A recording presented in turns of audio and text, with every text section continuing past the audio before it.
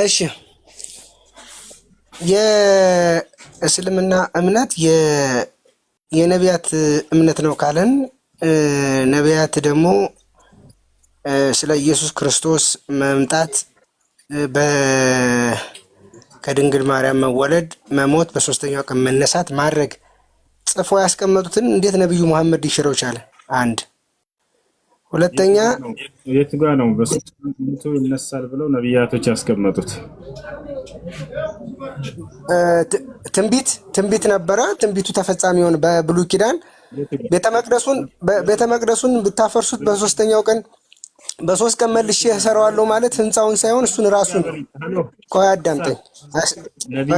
አዳምጠኝ እንጂ መጽሐፍቶቻቸው ላይ ኢየሱስ ክርስቶስ ሞቶ በሶስት ቀን ይነሳል ብለው የተናገሩት የቱ ጋር ነው?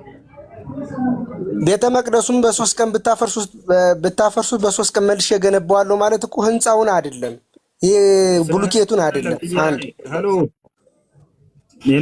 አዳምጥና ጥያቄውን እንትን ሳይሆን ተራ በተራ እናድርገው። ቆይ ጥያቄዎችን ያዝና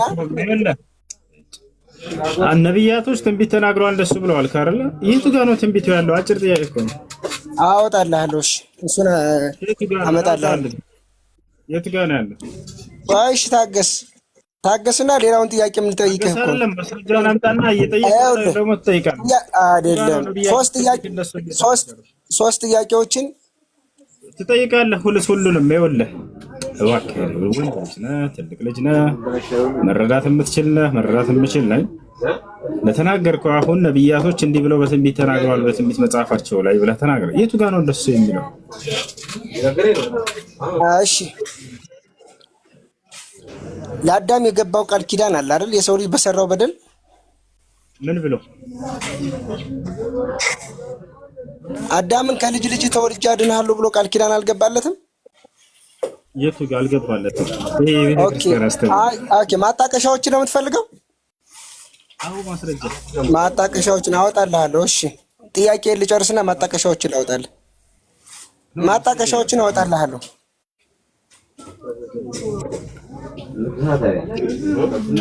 ሄሎ እሺ በቃ ማስረጃ የለም። ዝም ብለህ ግን አውራ። በቃ እስኪ ዝም ብለህ እንስማ። ኧረ በቃ አየው የሆነ ዲስሪስፔክት አደርጋለህ። ቀድመህ የሆነ ሰው እንትን ለሚለው ነገር መጀመሪያ አስጨርስ። ከዛ በኋላ መጠየቅ እንትን ምንህን ደግሞ አንተ ትመልሳለህ ወይም እኔ ደግሞ ማጣቀሻዎችን አመጣልሃለሁ ታወጣለህ። እሺ እሺ ቀጥል። እሺ አውራ። እሺ በእስልምና እንትን የሆነ ተህሊል የሚባል ነገር ያለ ይመስለኛል። እኛ ጸበል የምንለው እናንተ ደግሞ ተህሊል ምንድን ነው? ሲቀጥል በተለያየ እስልምና ቤቶች ጓደኞቻችን ቤት ስንሄድ የቡራቅ የሚል ስዕል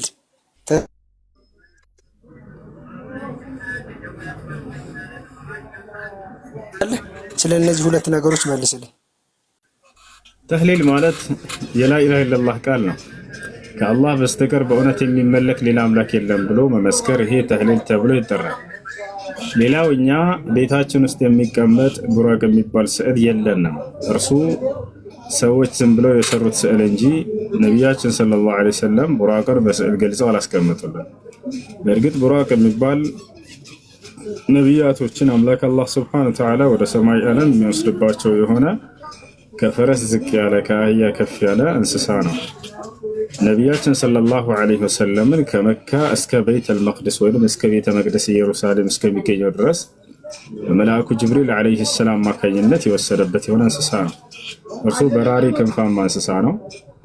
አላህ ስብሐነሁ ወተዓላ ከሰማይ የላከው የሆነ እንስሳ ነው። ለጅብሪል መልአኩ ገብርኤል መጥቶ ወደ ነብዩ ሰለላሁ ዐለይሂ ወሰለም ቤት እዚያ ላይ ውጡ አላቸው። ወደ ኢየሩሳሌም ወሰዳቸው። እሱ ነው ያለው ነገር። እስኪ ይሄ ነው። እሺ